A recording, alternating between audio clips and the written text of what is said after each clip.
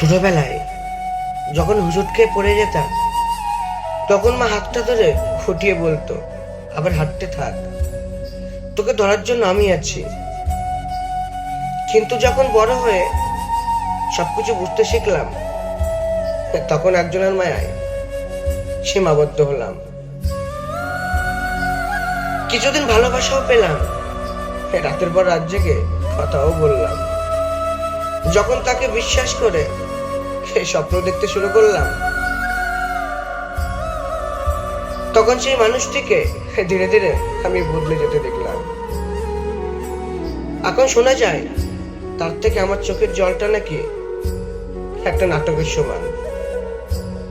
তাকে ভালোবেসে কি পেলাম? এক বুক যন্ত্রণা নিয়ে জীবনে সবই হারালাম। এখন আমি যদি পৃথিবী থেকে হারিয়ে যাই, তবে সে হয়তো দীর্ঘ নিঃশ্বাস ছেড়ে বেঁচে যায়।